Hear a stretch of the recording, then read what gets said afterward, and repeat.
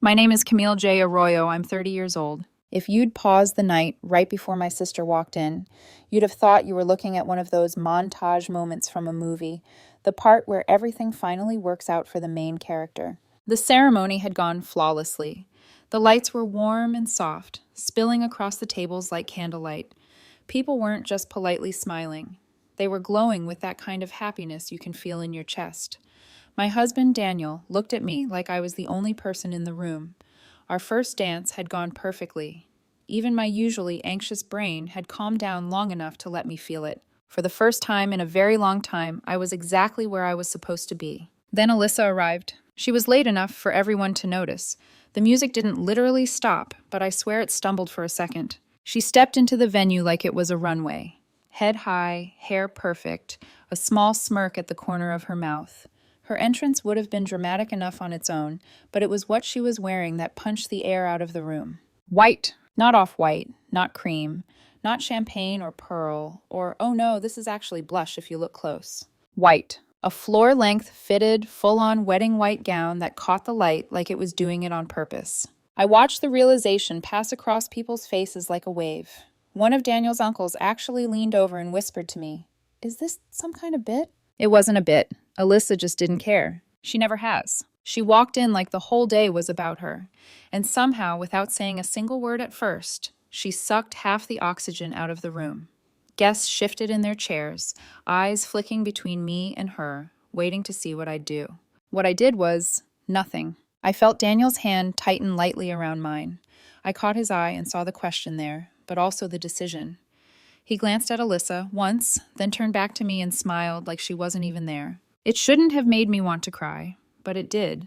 Because if anyone had earned a peaceful wedding day, it was Daniel. He's the one who has held me together quietly for years while I tried to hold everyone else together loudly. So I made a choice right then. I was not going to let her ruin this for him. I swallowed everything. Embarrassment, anger, the urge to walk across the room and demand to know what the hell she was thinking, and shoved it down somewhere behind my ribs. I smiled. I laughed when I was supposed to. I danced when the DJ called us onto the floor. I thanked guests, posed for photos, cut the cake, made speeches, hugged people I barely knew. I matched Daniel's grace because he deserved that version of me on our wedding night. But underneath it, everything felt like walking on glass. I saw the way people's eyes flickered toward Alyssa's dress and then back to my face. I heard the whispers in the corners of the room. Some of them pretended not to notice. Others lingered a beat too long on, "You look beautiful," like they were privately apologizing for whatever my sister was trying to do. Alyssa, for her part, played it casual. Sat at her table, drank, laughed, chatted, basked, like she hadn't just shown up in a white dress to her sister's wedding. We got through dinner. We got through the toasts. We made it through the parent dances and the part of the night where everyone starts taking off their shoes. Guests checked on me quietly, the ones who knew the history. "Are you okay?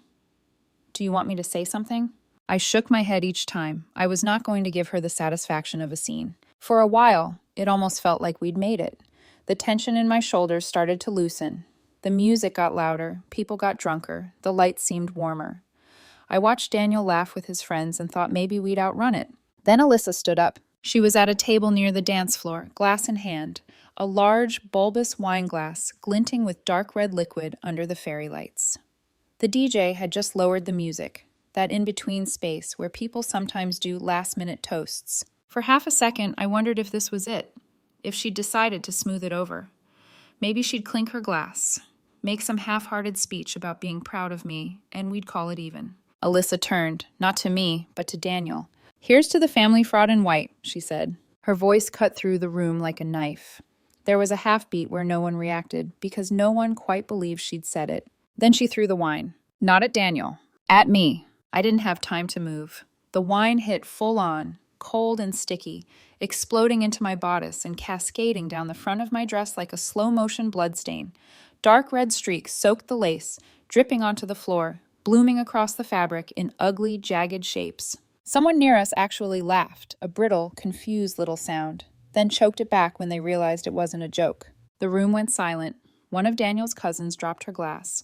It shattered against the floor with a sharp crack. I didn't look down. I didn't need to.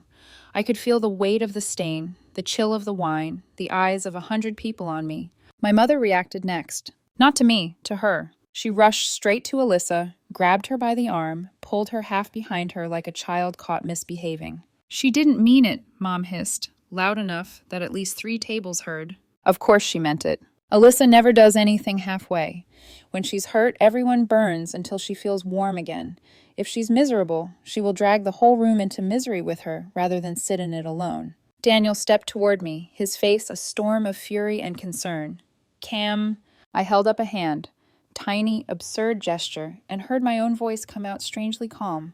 I'm fine, I said. I'll go change. I didn't look at Alyssa. I didn't look at my mother. I walked out of the reception hall and into the quiet of the bridal suite, the door closing behind me like a muffled sigh. For a few seconds, I just stared at myself in the mirror, white ruined by red, a night meant for joy, stained by a pattern so familiar it almost made me laugh. I didn't cry. I didn't scream. I didn't throw anything back. I took a breath, stripped off the dress, and slipped into the backup outfit I'd packed just in case, though I'd imagined spilled champagne, not weaponized wine. When I stepped back into the reception, people looked away, then back. I could see the questions hanging in the air. I chose to act like nothing had happened. I smiled. I danced. I wrapped my arms around Daniel and whispered, "We're okay." He kissed my forehead. "We're more than okay," he said. "We're married." I held on to that. But somewhere beneath the layers of performance and habit, a different part of me was wide awake. This, I decided, was the last time Alyssa would humiliate me. After the last guest left, after the DJ packed up, after my parents disappeared with Alyssa in tow and the venue went quiet, Daniel and I finally went home. He fell asleep fast, exhaustion and whiskey pulling him under. He still looked peaceful. I lay awake next to him, watching his chest rise and fall. I didn't feel peaceful. So I slipped out of bed, padded downstairs, and opened my laptop at the kitchen counter. The house was silent, the glow from the screen the only light. I logged into the shared bank account, the emergency account I had set up and funded, where my paycheck went to rescue Alyssa from her disasters. Tuition, rent, car repairs, fees, random charges that somehow always ended up my responsibility. My name on the account, my money in it, her life built on it. I stared at the balance.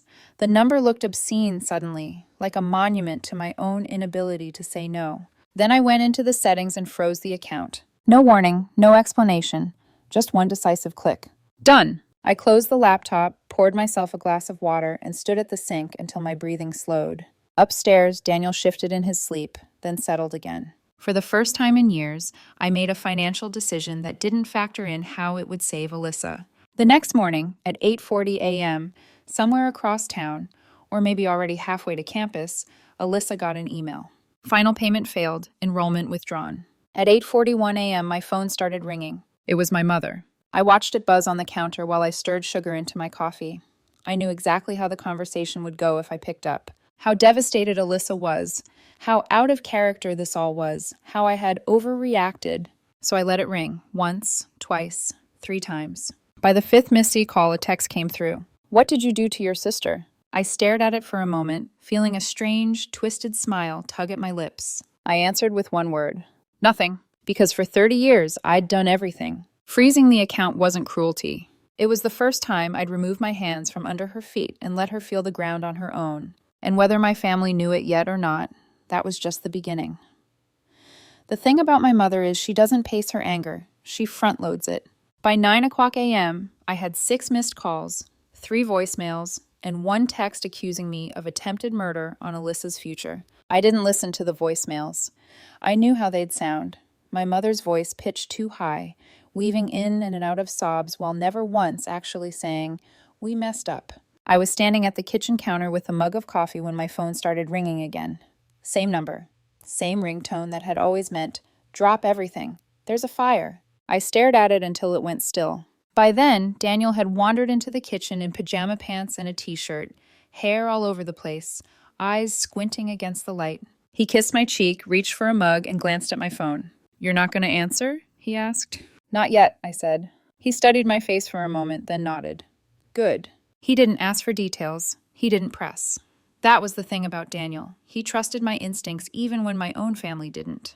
The phone buzzed again, this time with a text. "Mom, what did you do to your sister?" I took a slow sip of coffee, thumb hovering over the keyboard. Me, nothing. And it was true. For 30 years, everything I'd done had been for her. Covering, fixing, smoothing, cushioning. This was the first time I'd done nothing. By lunchtime, my dad's name finally appeared on my screen. He didn't call, he texted. That alone told me how serious they thought this was. Dad, Camille, call me. This is serious. I sat at the dining table, the remnants of yesterday's flowers still in a vase. Petals starting to curl, edges bruising from too much time in the open air. I dialed. He picked up on the first ring. Camille, he said, no hello. Do you understand what you've done? Good morning to you too, I said. This isn't the time for jokes, he snapped. Alyssa's enrollment has been withdrawn. They dropped her. They won't reopen it without payment. She's going to lose the entire semester, maybe the year. I know, I said. Silence. I could almost hear him recalibrating. You know, he repeated, and you're okay with that? Yes, I said. You don't mean that. I do. He sucked in a breath. She has no way to fix this. The university doesn't care about family drama. They told your mother it's a systems issue, not emotional. They need payment. That's it. Interesting, I said. They and I have that in common. Camille, he said, voice suddenly pleading. Honey, this is too far. She was emotional. It was your wedding. People say things they don't mean. She threw wine on my wedding dress, I said, not raising my voice. She called me a fraud. In front of my husband. In front of our families. That's not things you don't mean. That's articulation. He exhaled harshly. So this is about revenge. No, I said. If this was revenge, I would have done it years ago. Another silence stretched between us, long and taut. Alyssa is your sister, he said finally. We raised you to look out for each other. You raised me, I corrected, to look out for her. He didn't deny it. When we hung up, I felt surprisingly calm. Not triumphant, not guilty, just clear. For the first time, they were feeling something I'd been feeling my whole life. What it's like when your safety net steps aside.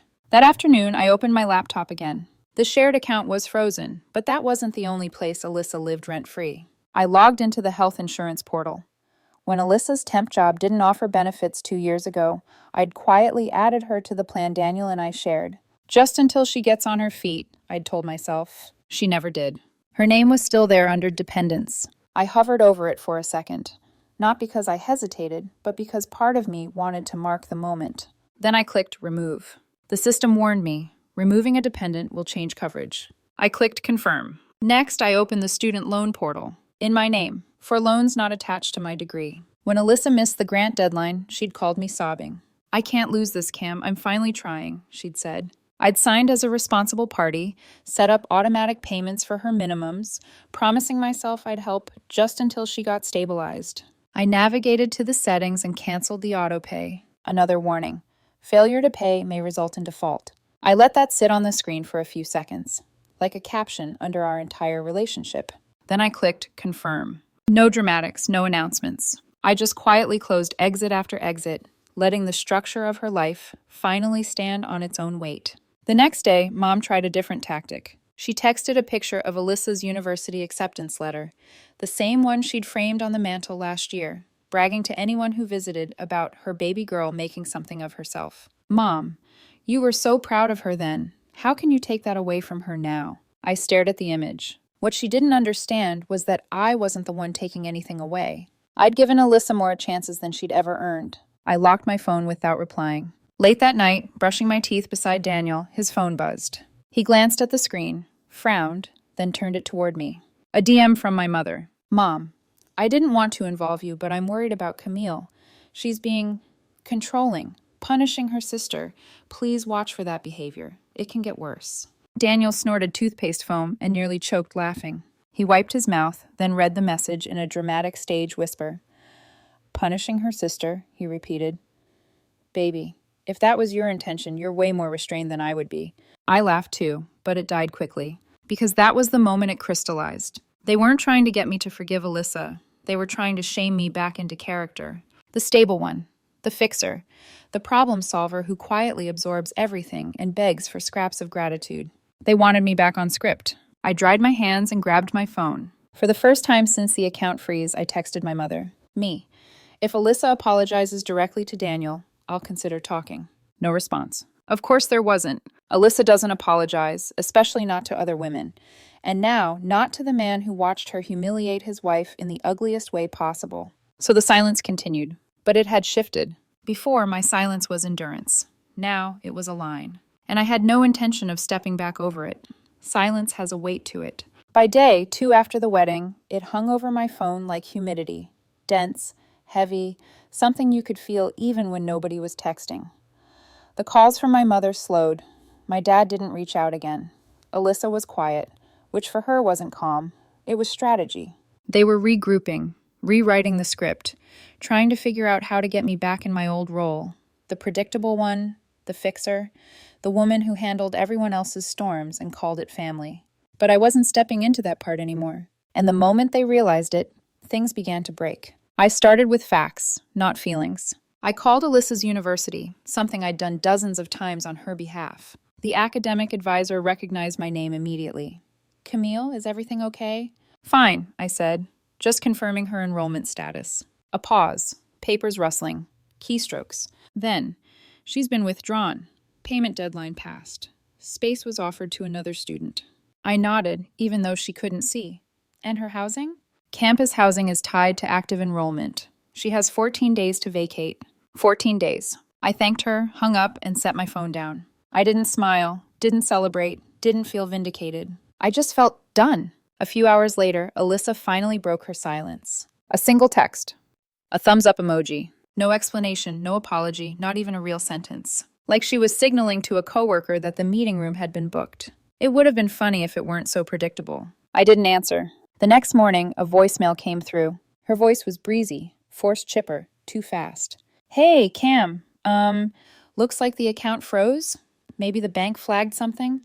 The rent office at my housing is being weird about it. Can you just clear it up real quick?" Clear it up. Like this was a smudge on a mirror. Like she hadn't thrown red wine on my wedding dress 48 hours earlier. Still, I said nothing. 2 days later, Alyssa. "They're telling me I have to move out by Friday. Seriously? You're going to let that happen?" Yes. Yes, I was. My mom escalated next. Guilt is her favorite language. She sent me a photo that was supposed to tug at my heartstrings. Alyssa sitting on a friend's couch, curled up, surrounded by trash bags holding her clothes and belongings. But I noticed something else. One of the boxes in the corner was labeled in my handwriting. The same neat script I used the day I'd helped pack her things when she moved into housing the first time, folded her clothes, organized her textbooks, made sure she felt supported. And I felt nothing. Not anger, not triumph. Just the hollow recognition that I had spent years building her safety nets. She'd spent years assuming they were permanent. Meanwhile, Alyssa started her real campaign where it mattered most to her, online. She posted a picture on Instagram, her holding a glass of wine again, smirking at the camera like she wasn't unraveling. Caption: "Some people are great at pretending. Guess I learned from the best." And she tagged me. That was the moment I realized Alyssa wasn't just spiraling. She was trying to take me down with her. Publicly, pettily, predictably. A former coworker of mine even DM'd me. "Hey, saw your sister's post. Everything okay?" And that was it. Not an explosion, not a meltdown. Just a quiet click inside me, like a lock sliding open. A door I'd been meaning to walk through for years. I didn't text Alyssa, didn't post back, didn't call anyone for advice. I reached out to the scholarship foundation Alyssa had received funding from, one she got only after I wrote her a glowing letter of recommendation, vouching for her dedication and character. Funny words now. My email was polite, professional, surgical. I wrote that I needed to withdraw my endorsement, attached a screenshot of the university's withdrawal notice, explained I could no longer support her participation in their program due to major instability and misrepresentation. The foundation responded within hours. Interested, concerned, requesting more context.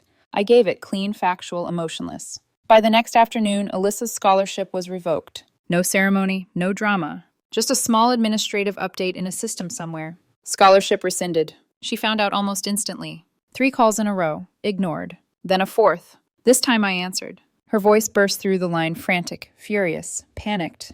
"You ruined my future," she shouted. "You're jealous. You've always been jealous of me, my potential, my opportunities." "Alyssa," I said quietly, "stop." She didn't. "You want me to fail," she continued. "You want to feel superior. You're being vindictive and everyone sees it. Why are you doing this to me?" I let the silence settle for a full 5 seconds before responding. "You did this," I said simply. "No, you threw wine on me at my wedding," I said. "You've mocked me for years. You've taken my help for granted. You've treated my stability like it belonged to you, and I let it happen, every time. She didn't say anything. And now, I continued, I've stopped. She exhaled sharply. Okay, fine. What do you want? Money? A public apology? I can post something. Clarify everything. Is that what this is? A negotiation? No, I said. There is nothing you can offer me. You're not serious, she whispered. Camille, I'm your sister. Yeah, I said softly. That used to mean something. And I hung up. By Friday, her dorm eviction was official. I didn't know where she ended up. Didn't ask. Didn't care enough to follow her social media trail. Mom sent more emotional grenades, each more desperate than the last. Aunts and cousins joined in. Family is all we have. Meet halfway. You're the stable one. We need you to restore harmony. Alyssa always looked up to you. Looked up to me? She couldn't even look at me while throwing wine in my face. They all wanted the same thing. Reset. Not resolution, not accountability. They wanted the old Camille, the quiet banker, the emotional filter, the family shock absorber. But something in me had finally broken loose, and I wasn't crawling back into the cage they built from my own guilt. My dad finally texted, "Do you want a relationship with your family or not?" A few years ago, that question would have gutted me. Now, I recognized it for what it was. A threat disguised as an invitation. A demand wrapped in a moral bow. What he meant was, "Do you want us back? Then get back in line." So I answered honestly, "Not like this." He didn't reply. By then, I knew the shift wasn't temporary, wasn't reactive, wasn't emotional. I wasn't stepping back into my old role. And the person most terrified of that wasn't Alyssa. It was the whole family. Because when I stopped falling on the grenade, they realized it was always theirs. By the time the first week after the wedding ended, the silence in my family wasn't peaceful anymore. It was tactical, strategic. The kind of quiet you get when people are no longer trying to fix a problem, just trying to get the problem person back in line. That person was me. And I think that's when I finally understood something I'd been avoiding for years. My family didn't want reconciliation. They wanted reset. Reset to the version of me that they depended on. Reset to the woman who quietly paid for everything. Reset to the sister who absorbed the fallout from Alyssa's self-made disasters. Reset to the daughter who handled every financial crisis before they even felt it. Alyssa might have thrown the wine, but the whole family built the table she threw it from. The cousin brigade arrived first. Between Wednesday night and Friday morning, I received 11 messages from people I hadn't heard from in literal years. People who hadn't even commented on my engagement photos, suddenly acting like we shared a childhood bedroom. Every message came wrapped in that sugary, sticky tone families use when they want to manipulate without sounding manipulative. "Hey, Camille, long time. Just checking in. Heard there was a misunderstanding at the wedding." You know how emotional Alyssa gets. Stress affects people differently. "You're the stable one. We're counting on you to pull this back together." That last line flipped a switch in me. You're the stable one. Of course, that was the role. That was the assignment. And they were furious that I'd suddenly stopped stepping onto the stage. My mom escalated next, again. She sent a photo of Alyssa's old acceptance letter, as if that somehow obligated me to fund her new life. Then she sent a paragraph about family bonds and sisters forgiving sisters. Conveniently, no mention of spilled wine or public humiliation. I didn't reply. So she tried a new angle. She DM'd Daniel again. But this time, instead of vague warnings, she went for emotional sabotage. "I'm worried Camille is being controlling. This isn't normal. Please don't let her isolate herself." Daniel read it aloud while we were getting ready for bed, toothbrush in his mouth.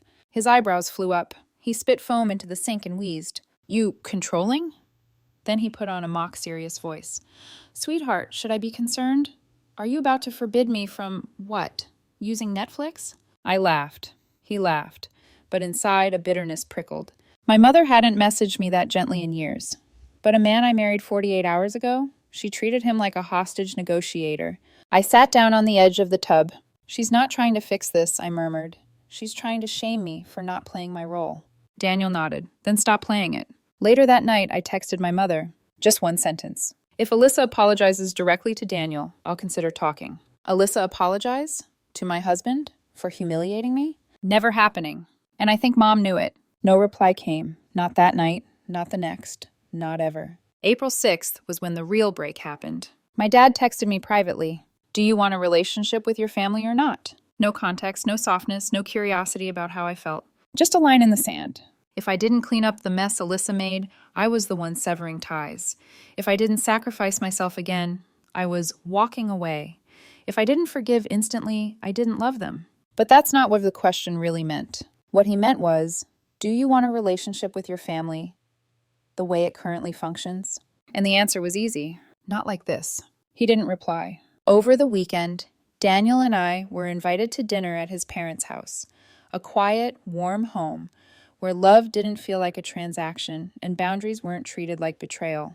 We sat around their kitchen table, the smell of roasted garlic filling the air, and told them everything. Not dramatically, not accusingly, just the truth. Daniel's mom reached across the table, squeezed my hand gently, and said, "Sweetheart, people show you who they are when they think you owe them." Daniel's dad leaned back, thoughtful. "Well," he said, "sounds like you're finally done playing the role they wrote for you." I blinked. "Role?" He nodded. "Every family has one. Alyssa's was chaos. Yours was the net."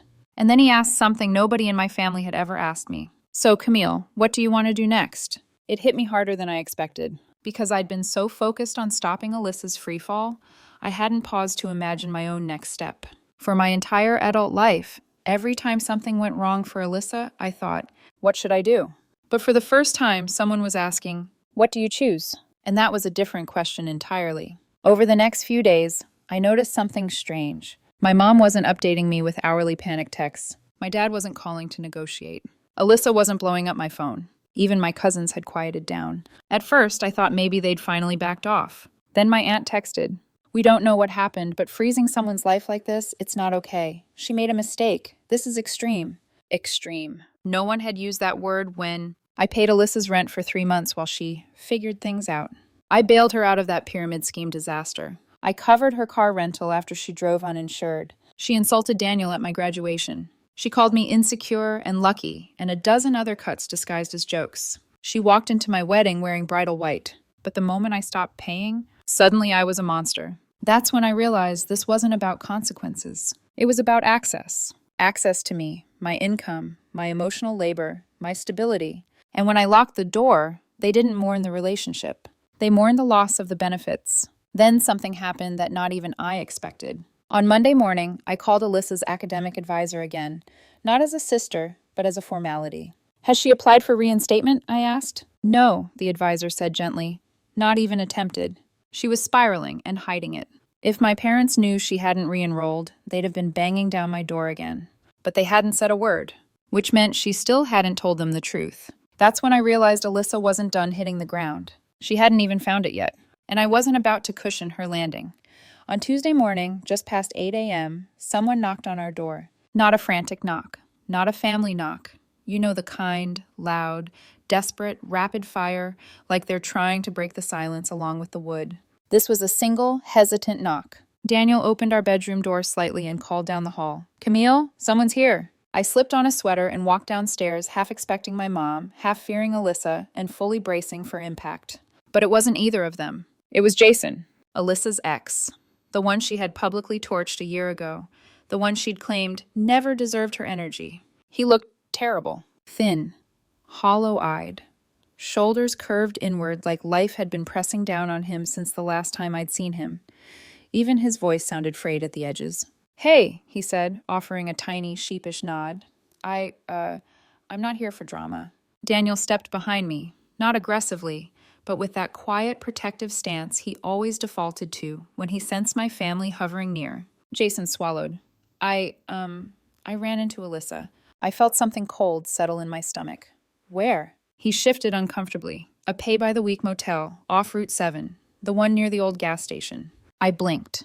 That motel was barely a place to sleep. It was where people went when they ran out of couches and friends. "What happened?" I asked carefully. She looked bad," he said. "Not messed up, just lost." The cold feeling deepened. He glanced behind him, making sure no one else was listening, then reached into his pocket. "She told me she needed to tell someone, and I didn't know who else to come to." He unfolded a piece of paper and handed it to me. A printout from a clinic, plain, unassuming, just a few lines. "Pregnancy confirmed, 6 weeks." The refrigerator hum filled the silence between us. "She said," Jason hesitated, rubbing the back of his neck. "She said you were still the only person who ever really took care of her." His voice softened, "and she knows she ruined it." I sat down slowly at the kitchen table. The paper trembled in my hand, but my fingers were steady. "Alyssa, Pregnant. Jason wasn't finished. She didn't ask me for anything, he said. She wasn't trying to twist it. She just said she needed to tell someone and she didn't know how to tell you or your parents. I stared at the pregnancy confirmation, the words blurring slightly. 6 weeks. The wedding had been, barely over a week ago? A wave of emotion rolled through me, but it wasn't anger. It wasn't guilt. It wasn't even sadness. It was something else. Relief. Not relief that she was struggling. I wouldn't wish this on anyone, but relief that I finally understood the full picture. This wasn't about tuition or rent or scholarships anymore. This wasn't about spilled wine or white dresses or screaming voicemails. My sister's life wasn't cracking. It was collapsing. And for the first time ever, she wasn't trying to drag me into the rubble with her. Jason lingered awkwardly. I just thought you'd want to know, he said.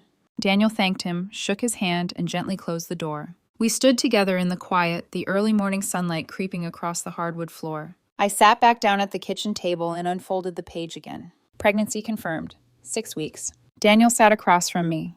He didn't say, we need to help her. He didn't say, you should call your parents. He didn't say, this changes everything. He just reached out and lightly touched the paper. What are you feeling? He asked quietly. I breathed in, and I realized something strange and unexpectedly freeing. I didn't feel responsible. Not for her pregnancy, not for her eviction, not for her scholarship loss, not for her unraveling. For the first time in my life, my sister's crisis wasn't instantly transforming into my crisis. The drawer where I'd placed the letters, the list Alyssa wrote, the messages she never spoke aloud, felt like the right place for this paper too. So that's where I put it. Folded neatly, filed away, not acted on. Not avoided out of cruelty. Avoided because, for once, it wasn't my weight to carry. I didn't tell my parents. Not out of spite, not out of secrecy. Simply because it wasn't my job to explain Alyssa's life anymore. For 30 years, I'd been the interpreter, the mediator, the translator of chaos. Mom would call crying. Dad would call lecturing. Alyssa would call demanding. And I would clean up the mess before they even finished describing it. This time, I didn't pick up the phone. Not because I didn't care, but because caring doesn't always mean intervening. Sometimes caring is knowing when to step back. Sometimes love is letting the consequences be the teacher you never could. Alyssa wasn't reaching out to manipulate me anymore. She wasn't reaching out to demand or blame or spin a narrative. She was just trying to breathe through the collapse. And for the first time, I finally understood. People like Alyssa don't change when you catch them. They change when you step aside and let the ground teach them what you never could. I poured myself a glass of water, stared out the window at the early morning sky, and felt something I hadn't felt in years. Light, unburdened, free. That was the last weight I put down.